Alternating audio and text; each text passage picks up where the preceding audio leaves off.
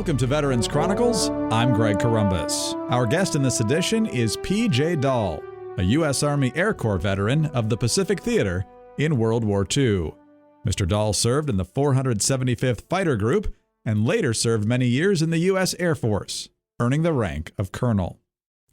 Born in Saskatchewan, Canada, Dahl moved to Seattle with his family before his second birthday and was raised in that area. From a young age, Dahl recalls having an interest in flying. Here he remembers reading about the great Red Baron and other heroes of the air. My father was a diesel engineer for a tugboat company in Seattle, and every summer he was executive there, but every summer he would we would haul oil to Alaska. In those days they didn't have any oil up there. Now of course they're pumping it like crazy, but we would haul 2 barges up there, and I would go along with him as his oiler. I had to oil the engines and diesel engines.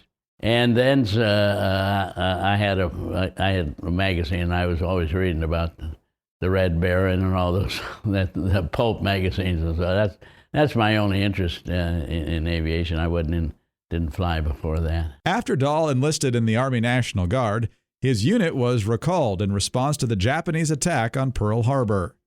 Dahl was then moved to a base in Tacoma, where he was able to earn his high school diploma. When I was in high school as a junior, a lot of us joined the National Guard there. It was the 41st Infantry Division.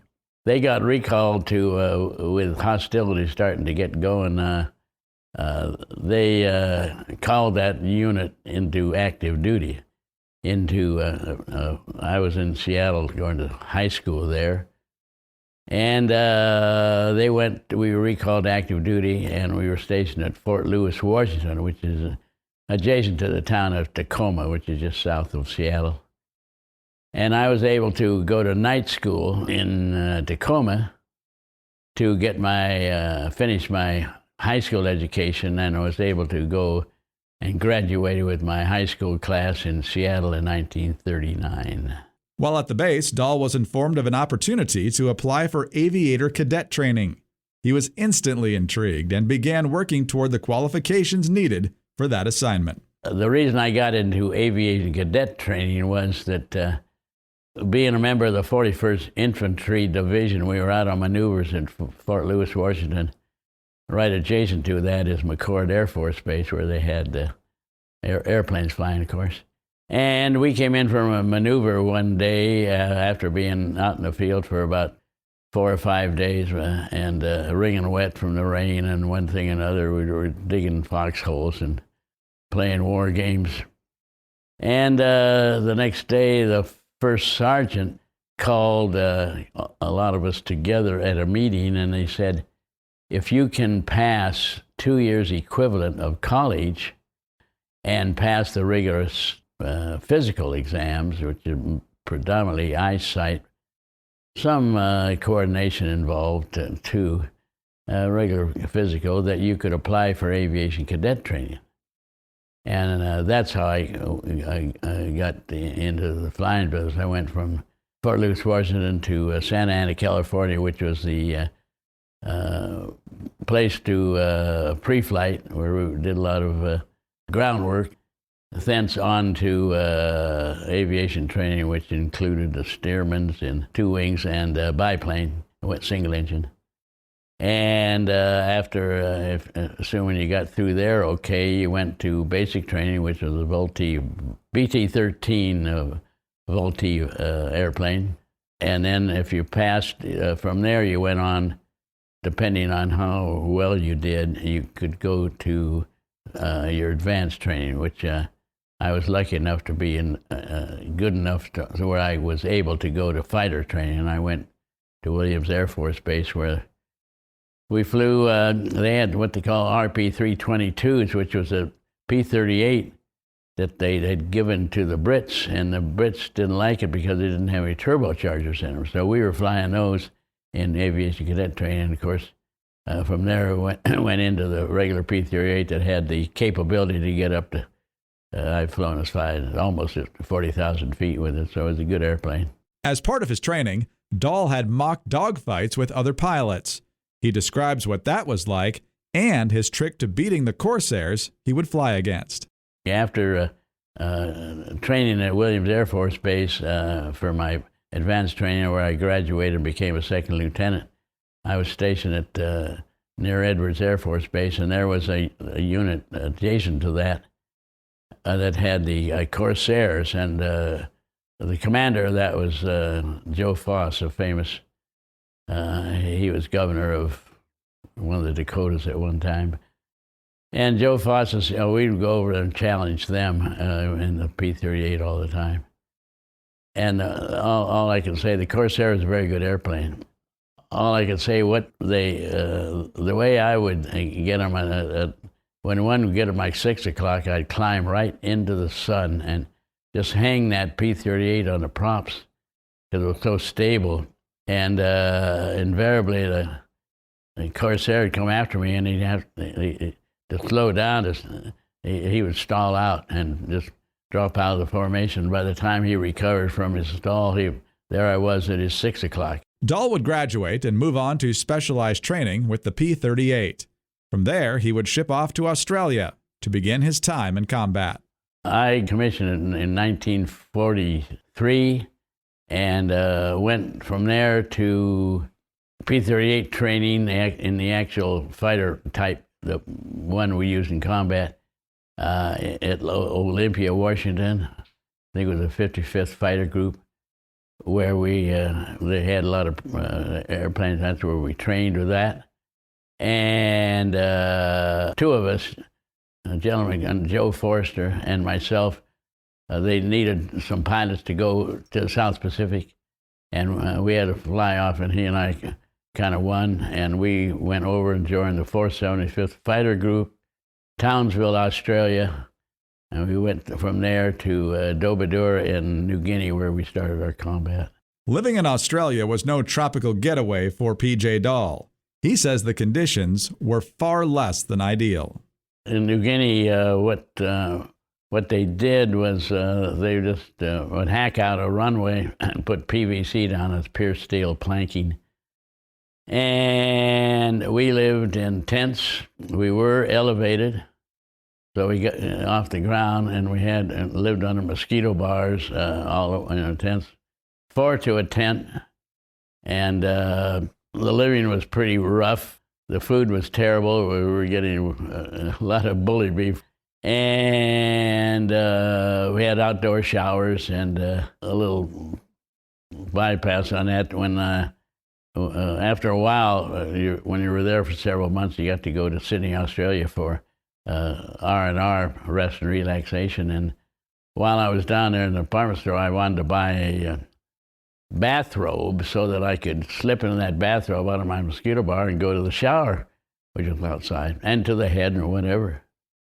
And I always remember that I asked the guy in the store, I told him I wanted this bathrobe, and he directed me to a place, and then I went there, and there was no bathrobe. And he said, I thought you meant, you said bathroom. You mean dressing gown. So the Aussies called it a dressing gown. So anyway, I got a dressing gown, got back, would cover me up some when I'd have to leave to go to either the head or take a shower. The P-38 was mostly used to escort bombers, as Dahl describes here. He also shares why the arrival of the P-38 was crucial to the success of the U.S. air mission in the Pacific. P-38 had the capability to do all of just about everything. And I think probably the major role that we did was escorting bombers. A little interesting note, when the war started, General Kenny in the 5th Fighter Command in New Guinea, adjacent to Australia, all he had was P-40s and P-39s, and they didn't have the legs or the range to go after the Japanese bases that were located real close. And the Japanese were just almost down to being able to launch an attack on Australia. So he screamed for the P-38s, and we went over and replaced those P-39s with the P-40, and it was a turning point of the war because we could now escort and cover our bombers who went after the Japanese bases so they could no longer launch attacks. We just decimated the base, but we were the only ones. The P-40s didn't have the legs, and our bombers couldn't get in to do any damage. The P-38 was kind of changed the war a little bit over there for the better, of course. When we come back, P.J. Dahl will take us inside his stories of air combat, including his first aerial kill. I'm Greg Corombos, and this is Veterans Chronicles. Welcome back to Veterans Chronicles. I'm Greg Corombos. Our guest in this episode is P.J. Dahl, a U.S. Army Air Corps veteran of the Pacific Theater in World War II. After a couple of missions, Dahl was able to record his first kill of an enemy plane. He also shares the strategy behind the formation of the P-38s to best protect the slower B-25 bombers. We were stationed at Dobadura, and we were going against the Rabaul, which was the New Britain Island, and Rabaul was a big base there. They had hundreds of Japanese forces, airplanes of all description. They were even being hit from airplanes out of the 13th Air Force in Guadalcanal. And it was there, we went in to escort the B-25s who came in on the deck going after their shipping. I flew wing. It was a very early mission for me, second or third, I would guess. And we got into a fight we had 18 P-38s, and we tangled up with twice that many airplanes, Japanese airplanes. Most of them were Zeros, very maneuverable. And it was during that encounter where we got in a fight. Our tactics were, we never split up we always kept two together, elements together. So you'd have a flight of four. That would be Clover Red leader. They had a leader. He was leading, and he had a wingman, and then an element leader, and he had a wingman. And we always broke up and fought in twos. That way we keep each other's tails clean. And we broke off fight with two. My element leader shot down one airplane, and there were two of them, and I went and got the other one. That was my first one. Dahl credits his early success to his excellent training. Oh, you got to have the training. One of the reasons we did so well in combat, at least with the Japanese, was the tactics that we learned in training.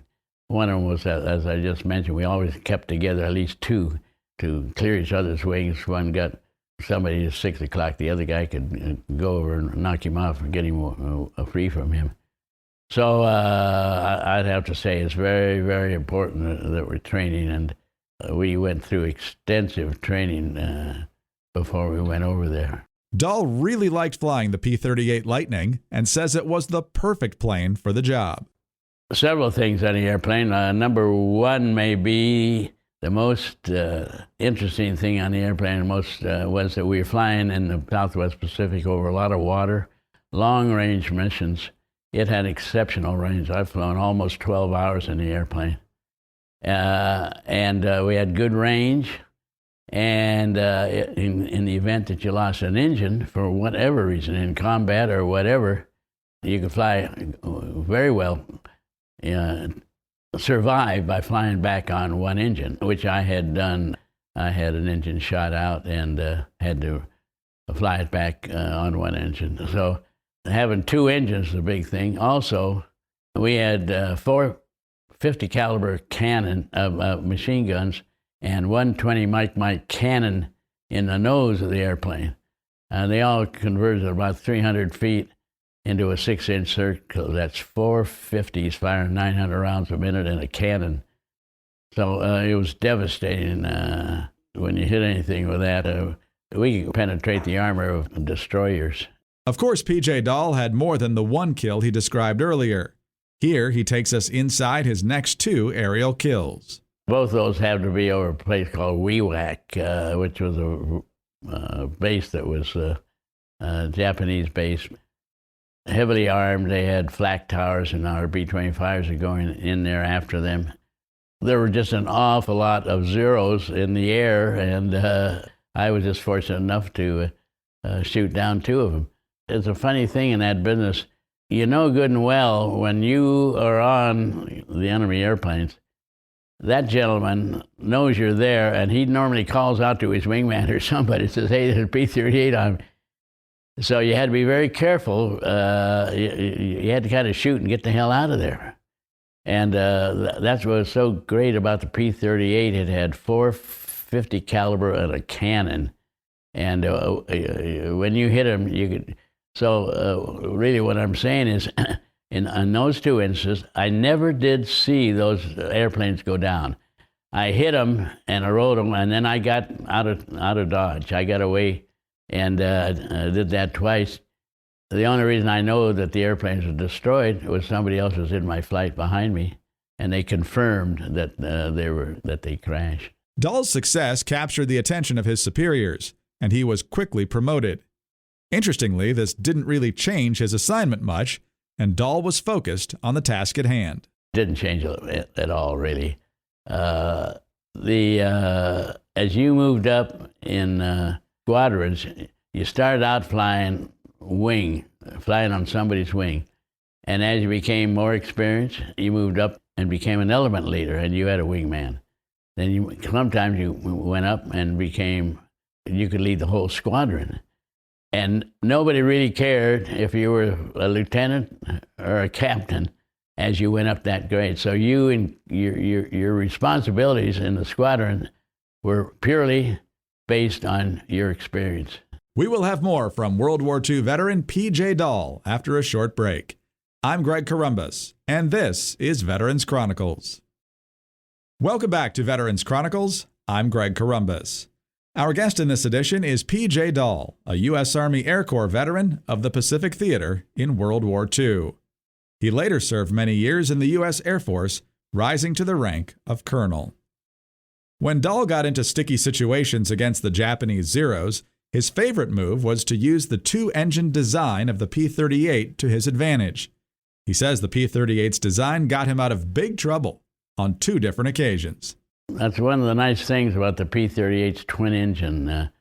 For example, I was on a mission, and we got jumped, and I was attacking an airplane right in front of me, and I looked out at my 3 o'clock, and there was a Japanese Zero right there, and I just threw the right engine up, and instead of him pouring shells into me in the cockpit, he just poured it into that engine. And I dove for the deck, and I could look up like I was treating smoke, but it was just coolant running out of that engine. And I ran for home until that engine overheated when I shut it down and went home on single engine. And that was one thing on that P-38. If I'd have been in a single engine airplane, he'd have had me for lunch.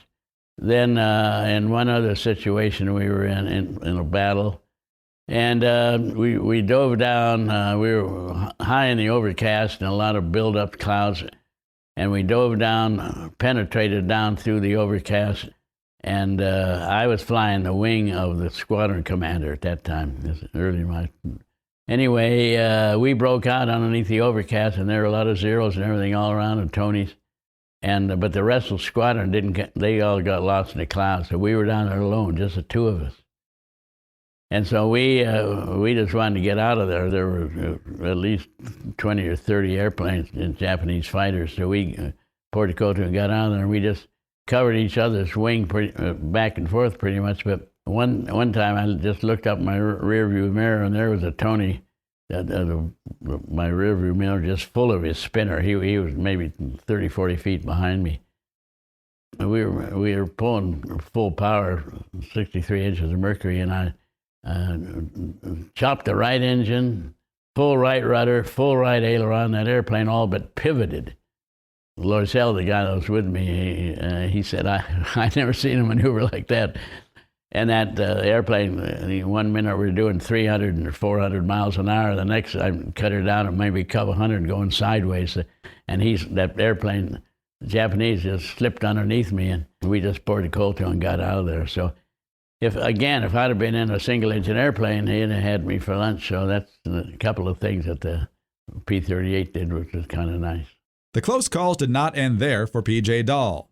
In November 1944, he was involved in a harrowing mission over the Philippines, that nearly cost him his life. Colonel McDonald was leading the flight that day. I was operations officer of the 4th 32nd Group, a squadron in the 475th Fighter Group. And they said the Japanese Navy was coming down, bringing a bunch of troops to land on the city of Ormoc to fortify their forces on the island of Leyte. We had just made the landing on the east coast of Leyte. Japanese forces were in the center, and they had some guerrillas fighting over on the west coast in survivors, the Bataan death march that had come out when the Philippines, Manila fell. He called me, he said, PJ, I understand you got a pretty good mission for him. I said, yes, sir. He said, would you mind if I lead the flight, or lead your squadron? I'm a captain, he's a colonel. I said, yes, sir, no problem. You take red flight, Clover Red leader. You'll be Clover Red leader, and I'll have white flight. Well, we took off, going over to Ormoc, because the B-25s were going to go over there and hit the Japanese shipping that was coming down. Colonel Mack called me when he got over there. He said, PJ, they didn't completely refuel my airplane. I got to go back and get some gas. So he turned around and went back. So I took over the squadron. And I saw some Tonys, that's the ME-109 version of the Japanese airplanes, inline engine airplanes, good bird. I saw about 18 of them in a big V formation. They were up underneath slight overcast. And I circled around on top of that overcast and came down between them, and I went up and knocked off lead and got in a big fight. We had maneuvering flaps, so we could turn with them. We wouldn't even try to turn with the Zeeks or the Zeros. But the ME-109, the Tony, we could do a little bit. We had maneuvering flaps at that time, L models. And I dropped the maneuvering flaps. I was pulling around to get a little lead on him. And all of a sudden, 1 minute I'm doing 400 miles an hour, so at 20, 30,000 feet, and the next minute, bang! I didn't know what hit me. Turns out there was a young man named Lassiter. He's on one of his first, he was relatively new to squadron. He was the wingman of somebody in the back of my flight. And nobody knows where he came from. I was in lead, how he got into me. He came right up underneath me. I looked up in the rearview mirror to see, I turned because I could almost glide home to home plate. We weren't that far from home. And I looked up in the rearview mirror, and both tail booms had been sheared off.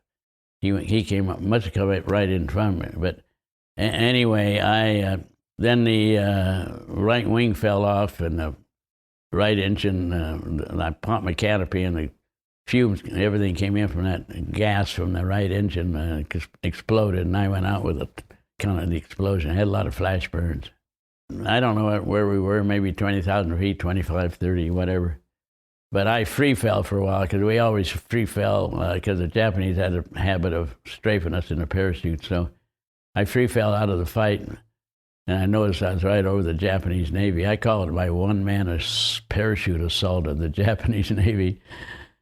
I almost got caught up in the rigging. Boy, they had gunfire going like crazy. Of course, they weren't shooting at me. They were shooting the B-25s, but I went right through that stuff.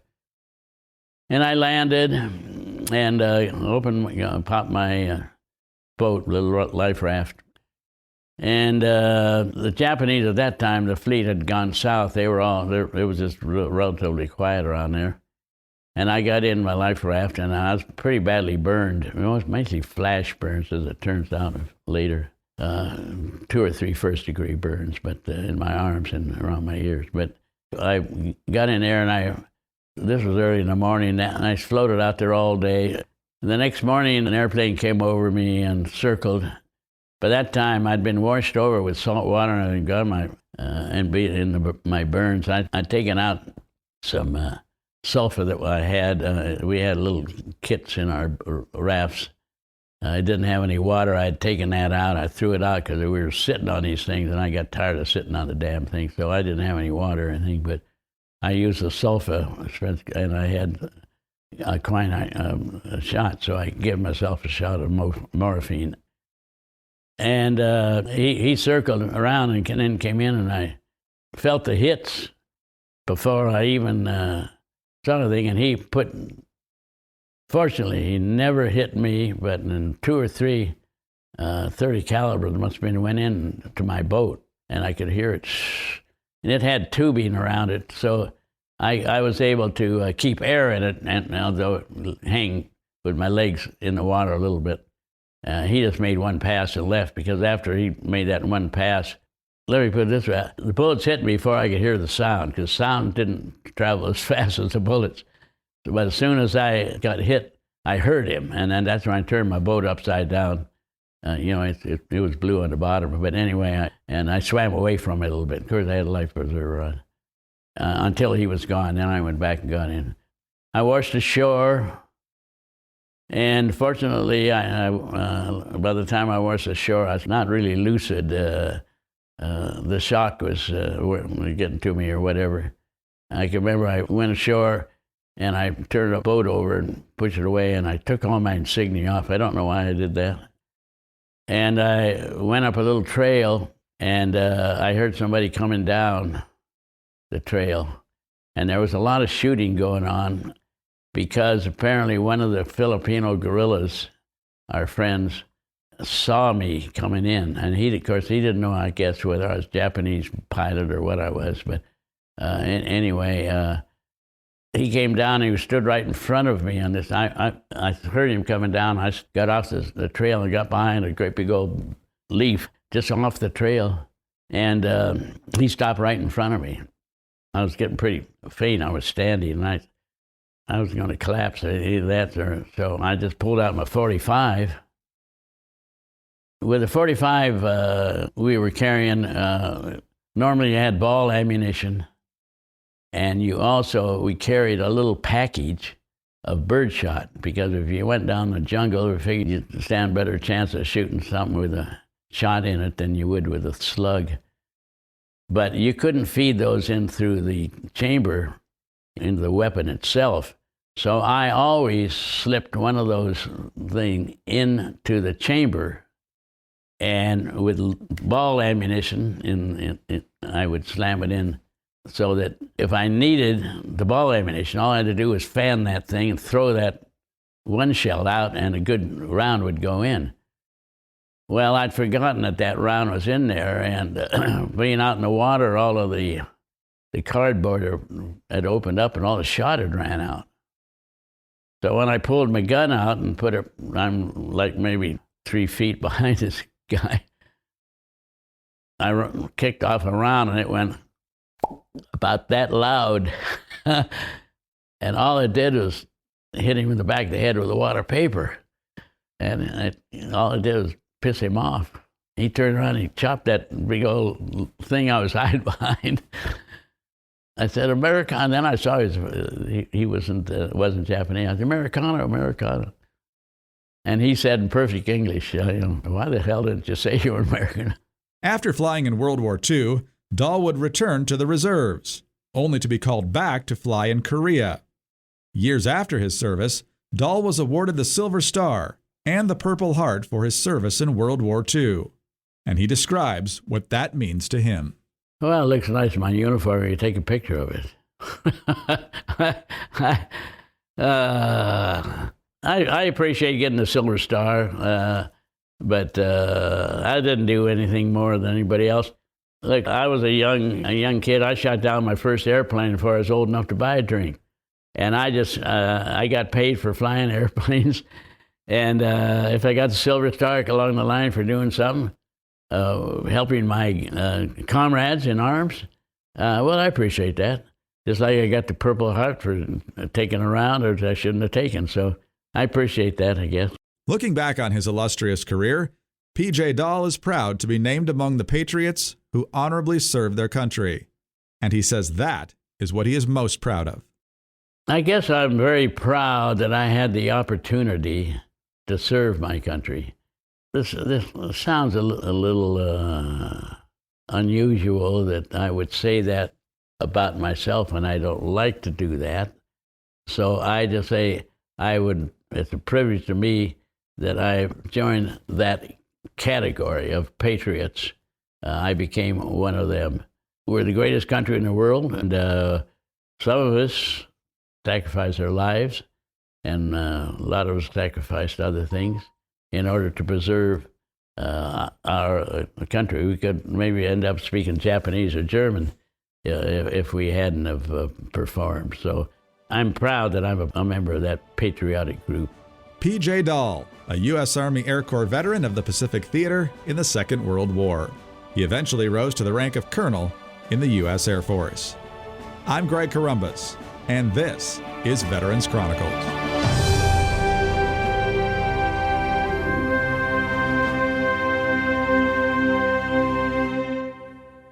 Hi, this is Greg Corumbus, and thanks for listening to Veterans Chronicles, a presentation of the American Veterans Center. For more information, please visit AmericanVeteransCenter.org. You can also follow the American Veterans Center on Facebook, and on Twitter, we're at AVC Update. Subscribe to the American Veterans Center YouTube channel for full oral histories and special features. And of course, please subscribe to the Veterans Chronicles podcast wherever you get your podcasts. Thanks again for listening, and please join us next time for Veterans Chronicles.